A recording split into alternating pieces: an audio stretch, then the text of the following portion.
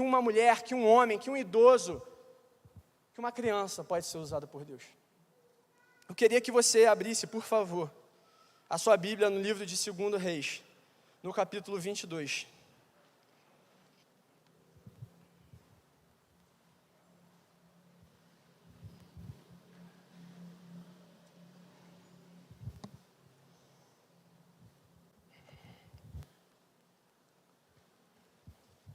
Amém?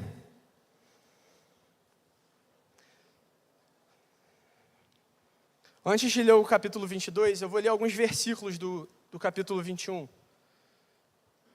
Preste atenção no que essa palavra vai dizer e preste atenção na conexão que ela tem com o capítulo 22. No versículo 19 do capítulo 21 diz assim, ó, Amon tinha 22 anos de idade quando começou a reinar e reinou 2 anos em Jerusalém. O nome de sua mãe era Mesulemete, filha de Aruz, ela era de Jotibá. Ele fez o que o Senhor reprova, como fizera Manassés, seu pai. Imitou seu pai em tudo, prestou culto aos ídolos aos quais seu pai havia cultuado e inclinou-se diante deles. Abandonou o Senhor, o Deus dos seus antepassados, e não andou no caminho do Senhor. O capítulo 22 vai falar sobre o filho desse homem, desse rei, e o neto do outro rei que tinha sido comentado aqui também. Preste atenção, Josias tinha 8 anos de idade, quando começou a reinar e reinou 31 anos em Jerusalém. O nome de sua mãe era Gedida, filha de Adaías, ela era de Boescate. Ele fez o que o Senhor aprova e andou nos caminhos de Davi, seu predecessor, sem desviar-se nem para a direita e nem para a esquerda. Pai, nós te agradecemos pela tua palavra, que o Senhor possa falar nos nossos corações nessa noite, que o Senhor possa realmente impactar, Senhor, as nossas vidas a partir daquilo que o Senhor quer falar. É a oração que eu te faço em nome de Jesus. Amém. Antes da gente começar a aplicar aqui o texto, eu queria contar uma história para vocês de 2 personagens. É a vida de 2 adolescentes, João e José. E essa história, ela se baseia num desafio, né? Eles tinham que chegar na linha de chegada primeiro. E quem chegasse primeiro seria o vencedor e ganharia um prêmio. Então, aconteceu a largada e eles tinham 2 opções de caminho. O caminho 1 e o caminho 2. Quando tocou um sinal para eles começarem a corrida, os 2 definiram que eles iriam prosseguir pelo caminho 1. E esse caminho era esburacado, tinha vários obstáculos. Eles tinham que rastejar para passar debaixo dos obstáculos, eles tinham que pular, eles tinham que escalar. Mas chegou um momento que faltava uns 200 metros para eles chegarem na linha de chegada. E eles começaram a avistar um muro muito grande. Esse muro tinha quase 20 metros de altura. Só que esse muro, ele não tinha nenhum apoio para você escalar. E você também, né, os 2 também não tinham nenhum objeto que eles podiam perfurar aquele muro, que eles podiam escalar, eles tinham que passar por aquele muro. João, ele tentou de todas as formas, ele ficou escalando, ele ficou batendo, ele tentou, ficou tentando, e ele não conseguiu. José teve a sacada, caramba, eu tenho o caminho 2, quem sabe o caminho 2 é um caminho mais fácil. Então ele voltou, todo aquele percurso que ele já tinha percorrido, ele chegou no caminho 2, e quando ele começou a percorrer no caminho 2, era um caminho bem mais tranquilo. Era um caminho que tinha sim obstáculos, tinham dificuldades, mas era um caminho muito mais tranquilo comparado ao caminho 1. E o mais importante, não tinha nenhum muro que o impedia de chegar na linha de chegada. Não tinha nenhum muro que o separava de ganhar aquele prêmio. E ele ganhou aquele prêmio. E João está lá até agora, tentando arrumar um jeito de quebrar aquele muro, de escalar, está tentando fazer uma corda e ele não conseguiu chegar na linha de chegada até agora. O tema hoje da mensagem, o título da nossa mensagem é Tempo de Recomeçar. É tempo de recomeçar. E essa história que eu acabei de contar, ela fala claramente o que significa a palavra recomeçar. Às vezes a gente vai achar que a palavra recomeçar é simplesmente continuar.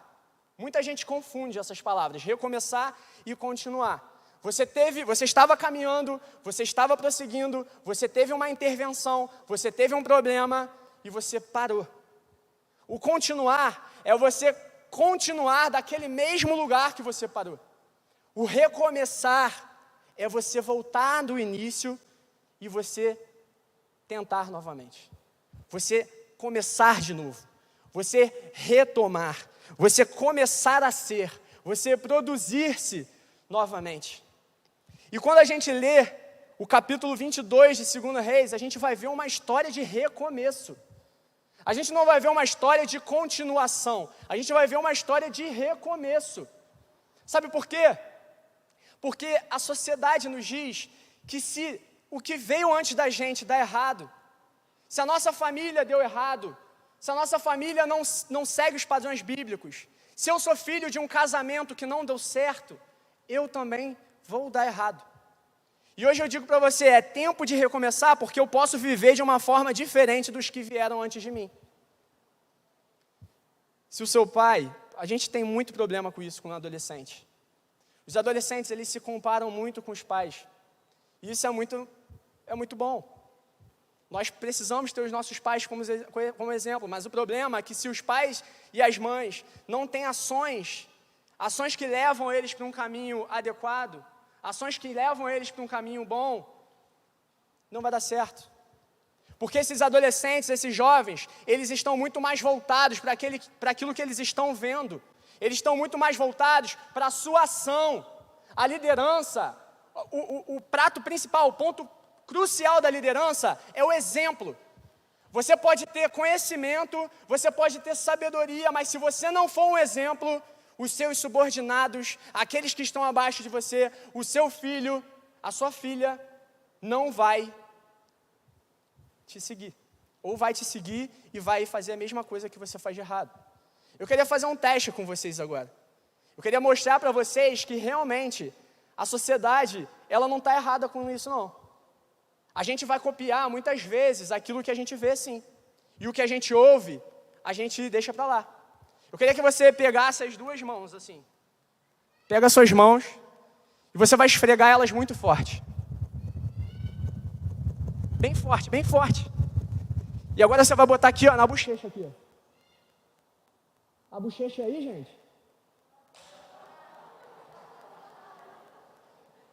Eu aprendi na aula de biologia que a bochecha é aqui, né?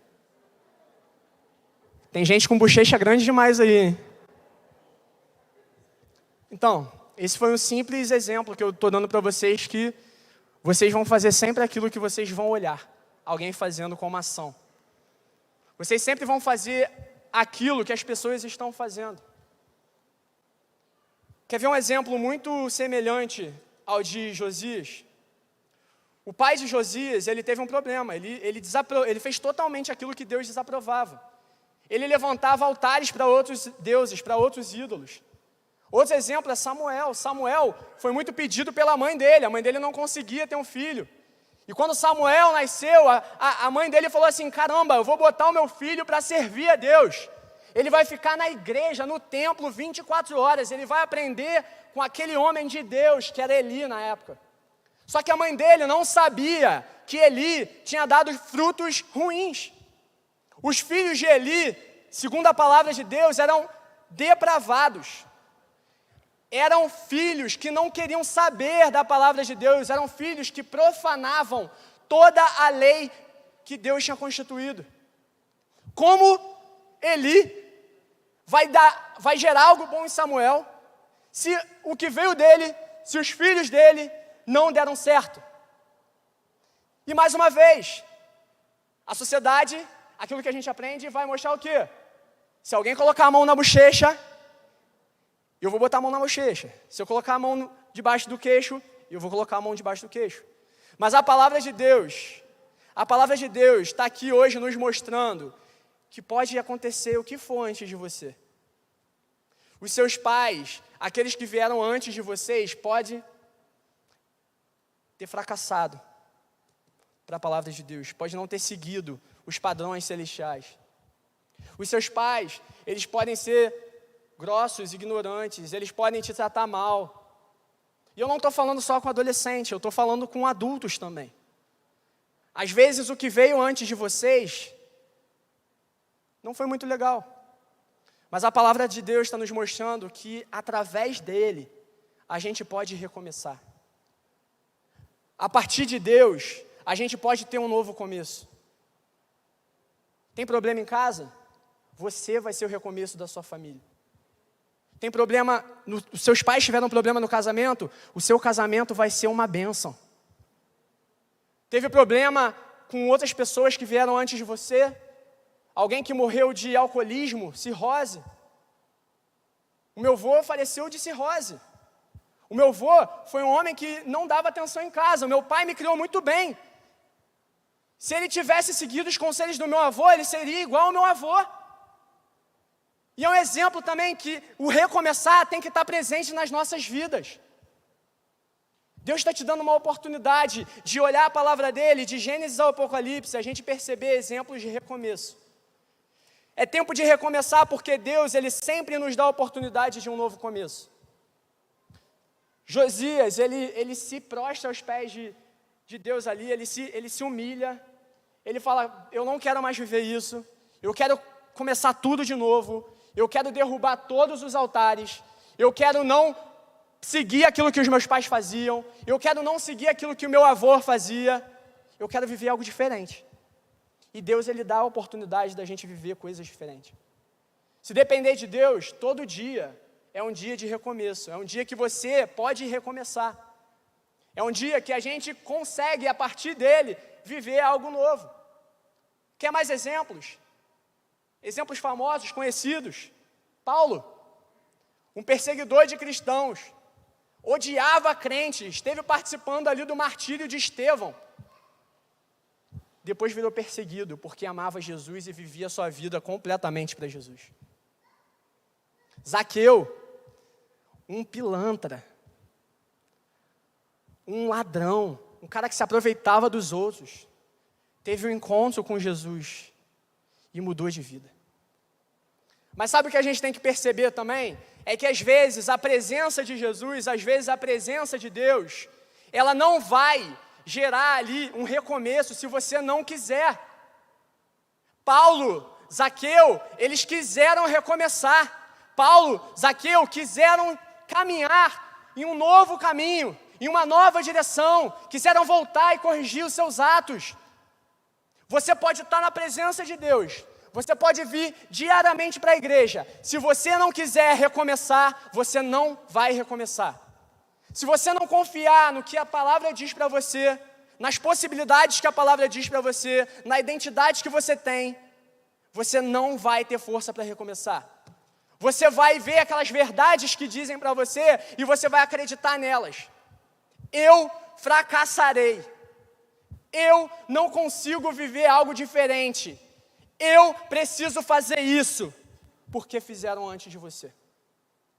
Ou porque você não se acha merecedor de fazer e de viver algo diferente.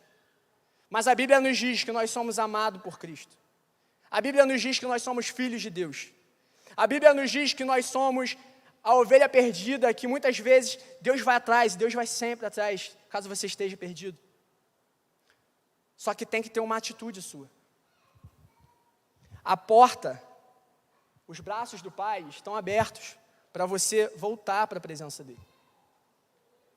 Os braços do Pai estão abertos para você recomeçar. Para você recomeçar. Só que a atitude de querer sair da vida dos porcos, a atitude de querer parar de comer a lavagem, a atitude de querer se inconformar com os padrões do mundo, tem que partir de você. Jesus não vai te obrigar a recomeçar. Jesus, ele vai te mostrar o caminho, mas os passos são vocês que dão. É tempo de recomeçar, porque estamos juntos nessa caminhada.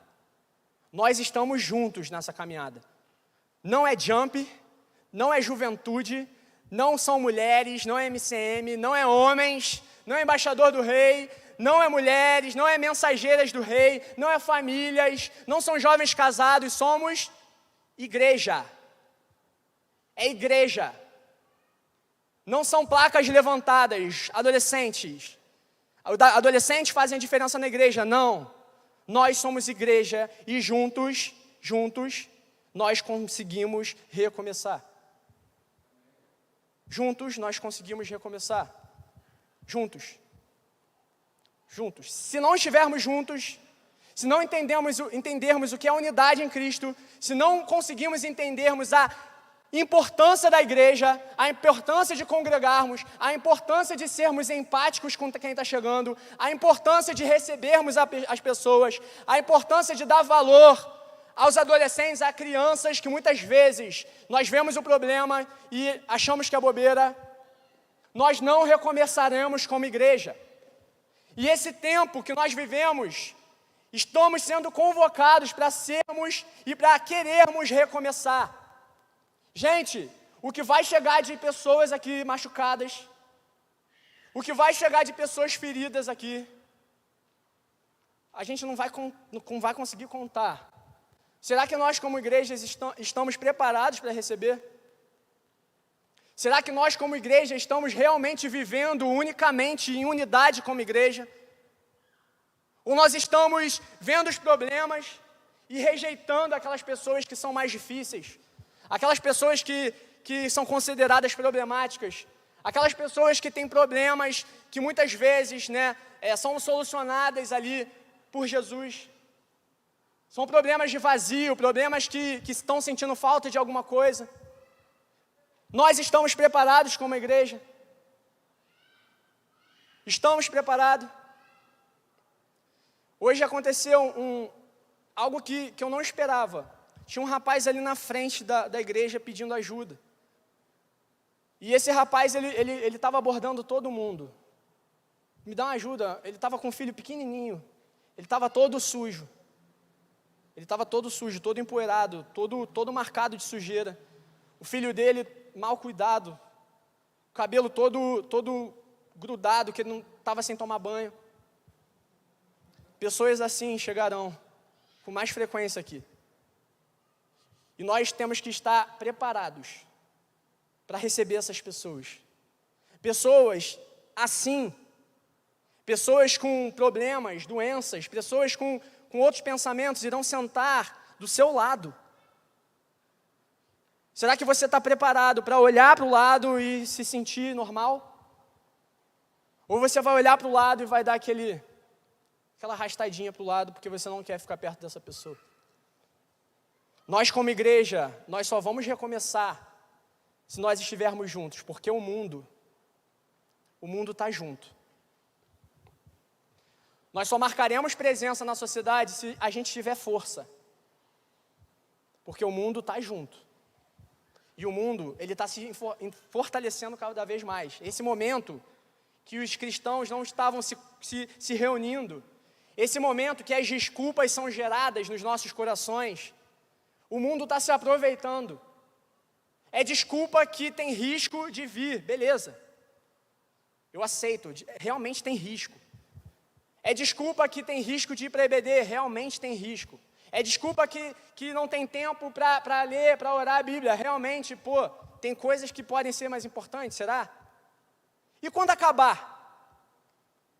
Qual é a desculpa que a gente vai ter? Vai ser desculpa de risco? Eu só venho a cada um mês porque... Qual é a desculpa? A gente já tem que pensar nas próximas desculpas, porque, graças a Deus, esse vírus está acabando. Em nome de Jesus, ele vai acabar esse ano. As vacinas estão sendo dadas, a curva está diminuindo. Então, se você está acostumado a dar desculpa, arranja outra desculpa, porque essa você não vai conseguir mais usar. É tempo de recomeçar, porque nós, como igrejas, precisamos apresentar Jesus para o mundo. Não tem nada que prende alguém aqui se não for Jesus. Não tem nada que prende alguém aqui se não for Jesus. Pode ser o melhor pregador, pode ser o melhor orador, pode ser alguém que caramba, fala muito bem. Se Jesus não estiver aqui, não prenderá as pessoas. Jesus é a única fonte inigualável que a gente pode se saciar completamente. O meu discurso seria menos persuasivo para Jesus do que de uma criança que simplesmente falasse com toda a verdade. 3 palavrinhas. Jesus te ama. Jesus te considera importante. Você é tudo para Jesus. Esse discurso simples seria muito mais impactante do que o meu discurso aqui, falando por falar, sem unção nenhuma, sem busca nenhuma, simplesmente estando aqui falando para vocês porque eu quero falar.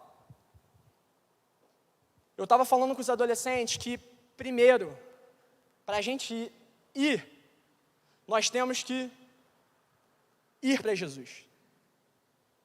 Antes de você ir, antes da igreja ir, a igreja precisa do vinde a mim. Vinde a mim, igreja. Esse é o chamado universal para todos nós. O sacerdócio universal é o chamado universal para todos nós. Amar a Deus de todo o seu coração, se relacionar com Deus de todo o seu entendimento, honrar a Deus, glorificar a Deus, se relacionar com Ele. Só depois que a gente fizer isso, como igreja individual, sozinho no nosso secreto, aí sim a gente vai. Porque assim nós estaremos preparados. A nossa vocação será revelada a partir do nosso chamado de sacerdócio universal, sem mediação. Nós não temos mediação hoje, o caminho está aberto. E a vocação que é revelada, depois ela vai servir para a sua profissão. Só que existem pessoas que mudam a ordem do que deveria realmente acontecer. Colocam a profissão na frente, depois a vocação e depois o chamado. E legal, você vai ser um ótimo profissional. Você vai conquistar tudo o que você quer na sua empresa. Você vai ser um melhor, você vai ser um diretor, vai ser um CEO, um presidente. Muito bom. Mas você não vai marcar ninguém. Ninguém vai perceber Jesus a partir da sua vida. Porque você colocou a ordem ao contrário. Se a gente colocar o chamado na frente da vocação e a vocação na frente do chamado, nós marcaremos as pessoas irão ver vida na gente, independente do que você trabalhar. Você pode ser um vendedor, mas você vai ser um evangelista também. Porque você vai falar de Jesus e vai aproveitar os momentos certos para que você consiga agir naquele lugar. Você vai ser um médico, você vai ser um pedreiro, você vai ser um advogado, você vai ser um professor, você vai ser sei lá, qualquer coisa. Se você tiver a chamada e a vocação na frente da sua profissão e você realmente der valor a isso, você vai marcar as pessoas. As pessoas vão conseguir ver Jesus nas nossas vidas. E é assim que a igreja consegue impactar o bairro. Esse bairro precisa da gente. Essas adolescentes que cercam a nossa região precisam da gente. Esses jovens que ficam na esquina ali precisam da gente. Homens, mulheres. Moquetá precisa dessa igreja. E para a gente concluir, eu quero deixar um incentivo para vocês.